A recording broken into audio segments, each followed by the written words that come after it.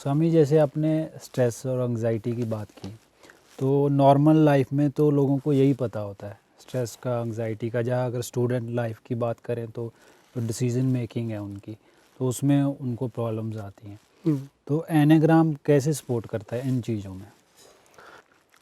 जो भी हमारा जीवन में जीना है वो उसके पीछे हमारे डिसीजंस होते हैं। हमारे जीवन की धारा हमारे डिसीजन से प्रभावित होती है।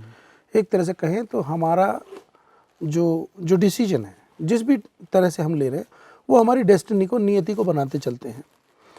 स्टूडेंट लाइफ वो लाइफ है जिसके सामने अभी वो तैयार हो रहे हैं ज़िंदगी के रण में और समर में जाने के लिए। तो अगर इस तल पर, इसी स्थान पर, इस जगह पर उनको कोई एक सेल्फ असेसमेंट का और सेल्फ मॉनिटरिंग का एक अच्छा कोई ग्राउंड मिल जाए, कोई टूल मिल जाए, तो वो समझ जाएंगे कि हमारी ये चैलेंज है और हम इस ओर ध्यान नहीं दे रहे हैं, हमें ध्यान देना चाहिए। उदाहरण के लिए अगर कोई व्यक्ति बहुत इंटेलिजेंट है, इंटेलेक्ट है, कॉग्निटिवली वो बड़ा ही एक्टिव है, यानी वो सोचने समझने की क्षमता ज़्यादा रखता है, तो वो नेचुरल वे में, सहज रूप से इसी आधार पर अपनी लाइफ के डिसीजन ले रहा होता है ज़्यादातर, क्योंकि वो उसको ईजी पड़ता है। उसके लिए उसको ज़्यादा एफर्ट नहीं लगाने, वो नेचुरली कर सकता है इस चीज़ को। लेकिन लाइफ में ऐसे बहुत सारे मौके आते हैं जहाँ पे उसको इमोशनल डिसीजन लेने चाहिए, लेकिन वो नेचुरल वे में कॉग्निटिव से डिसीजन ले लेता है, तो वो लॉन्ग रन में उसको कभी भी सेटिस्फाइंग नहीं होंगे। तो सफलता के साथ साथ सुफलता भी तो होनी चाहिए। कल को पैसे तो कमा लें और बड़े मकान, गाड़ियाँ, बंगले तो बना लें, लेकिन खुशी ना रहे तो फ़ायदा क्या है?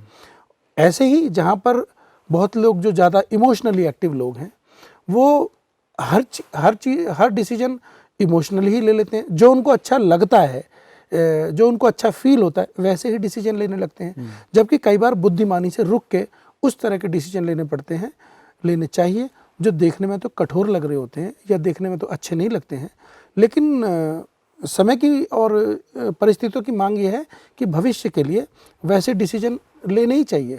जैसे कड़वी दवाई खाने के लिए किसको अच्छी लगती है, लेकिन खानी पड़ती है बीमार को। तो एनियाग्राम की हेल्प से ये पता चलता है कि कोई व्यक्ति किसी खास रिसोर्स का ज़्यादा उपयोग कर रहा है, यानी वो इमोशन का ज़्यादा उपयोग कर रहा है, या अपनी बौद्धिक क्षमता का ज़्यादा उपयोग कर रहा है, या वो सिर्फ फील से चल रहा है, यानी कि अपना इंस्टिंक्ट को यूज़ कर रहा है।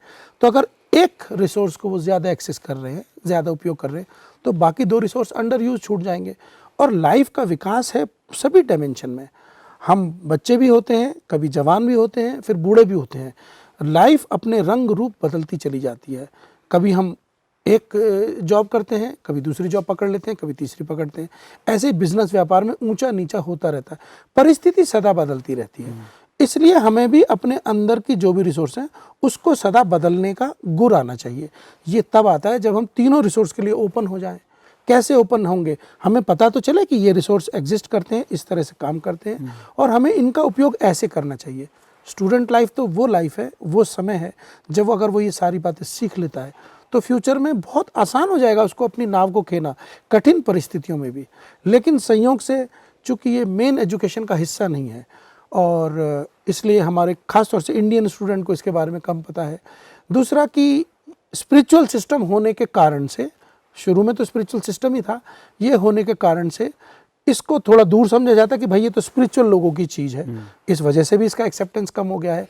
और प्लस तीसरा कारण ये है कि ये सारी नॉलेज वेस्ट में बनी, इंग्लिश में उपलब्ध है, तो इस कारण से भी हिंदी में कोई किताबें नहीं हैं, या एक दो किताबें हैं वो बड़ी कॉस्टली होती हैं अंग्रेज़ी की, या हिंदुस्तान में पहुंचती नहीं है। तो इस कारण से भी एक ये कारण बन गया है कि ये जो एक पावरफुल सिस्टम है, हमारे हिंदुस्तान में इसका एक्सेस उतना नहीं हो पा रहा है।